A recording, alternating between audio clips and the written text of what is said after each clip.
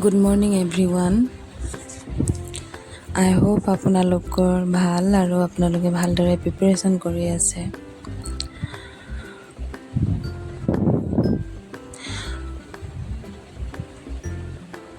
মই মানসী, মই প্ৰিপাৰেচন কৰি আছোঁ আসাম কম্পিটিটিভ এক্সামছৰ বাবে।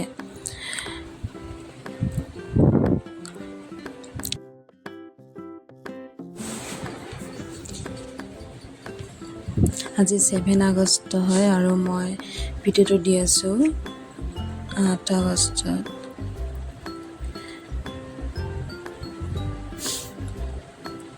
আজি মোৰ টু ডু লিষ্ট আছিলে ফাৰ্ষ্টতে আছিলে ইণ্ডিয়ান ৰিভাৰ ছিষ্টেমৰ ৰিভাইজ কৰা।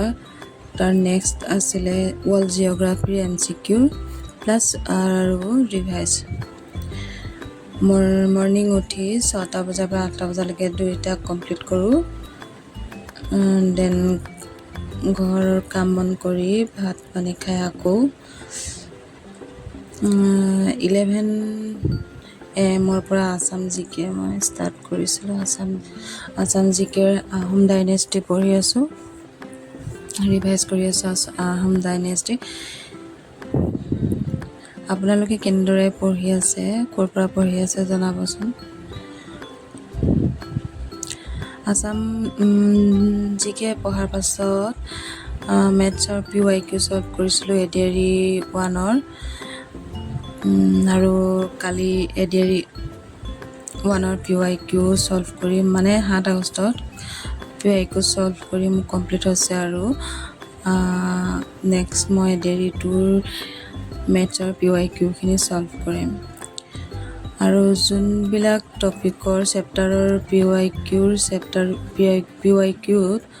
কুৱেশ্যনবিলাকত যোনবিলাক চেপ্টাৰৰ কুৱেশ্যন মই চল্ভ কৰোঁতে দিগদাৰ পাইছোঁ বা বহুত দেৰি লাগিছে, সেইবিলাক চেপ্টাৰ মই আকৌ ৰিভাইজ কৰিম প্ৰথমৰ পৰা, তাৰপিছত প্ৰেক্টিচ কৰিম।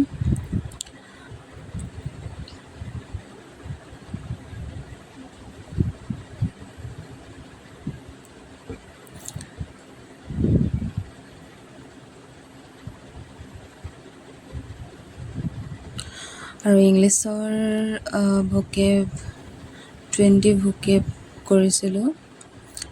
মানে ভোকেব মই আগতে পঢ়া নাই, ক্লাছ লৈ আছোঁ, মাজে মাজে ক্লাছ শেষ কৰি এবাৰ ৰিভাইজ কৰোঁ। আগতে তেনেকৈ পঢ়া নাই, কিন্তু গ্ৰামাৰ মই পঢ়ি থৈছিলোঁ, গ্ৰামাৰৰ প্ৰিপজিশ্যন ৰিভাইজ কৰি আছোঁ।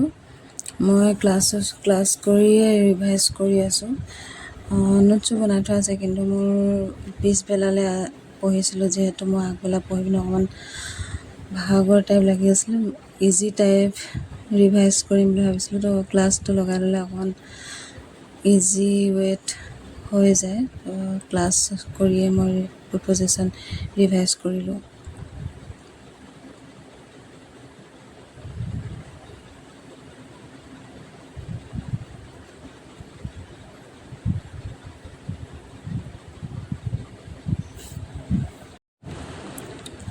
ৰাতি মই পঢ়িলোঁ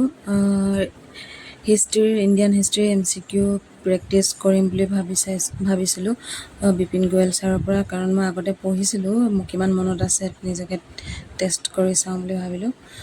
চ' কৰিলোঁ, তেনেকৈ পৰা নাই, আকৌ ৰিভাইজ কৰিব লাগিব।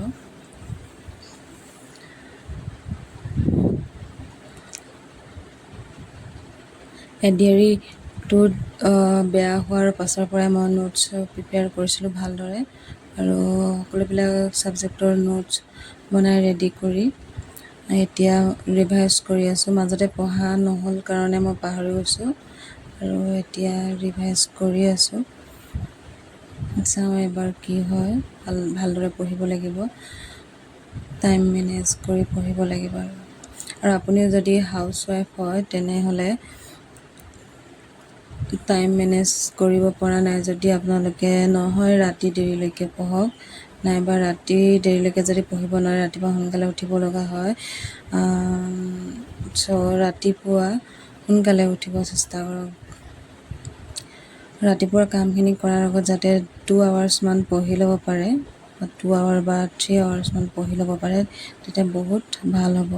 তো পঢ়ি লৈ আৰু ৰাতিপুৱা কামখিনি কৰিবলৈ সুবিধা হ'ব। আৰু দিনত আধা ঘণ্টাৰ 4টামান শ্লট হ'লে হয় 5 ঘণ্টামান হৈ যাব দিনত পঢ়া, তেনেকৈ পঢ়িব পাৰে।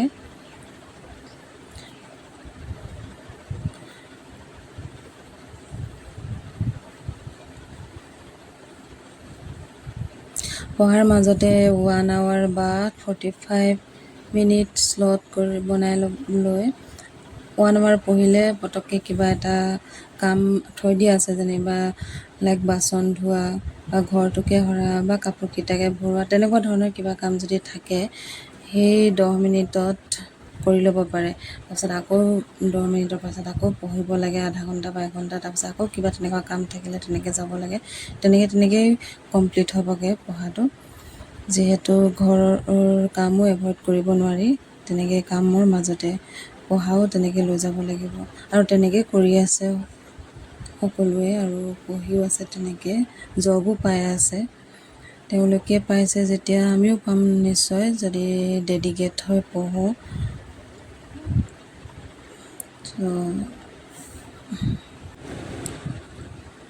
আশা কৰোঁ ভিডিঅ'টো চাই ভাল পালে, আৰু ভাল যদি পাইছে তেন্তে লাইক এণ্ড ছাবস্ক্ৰাইব কৰি দিব বুলি আশা কৰিলোঁ। Thank U.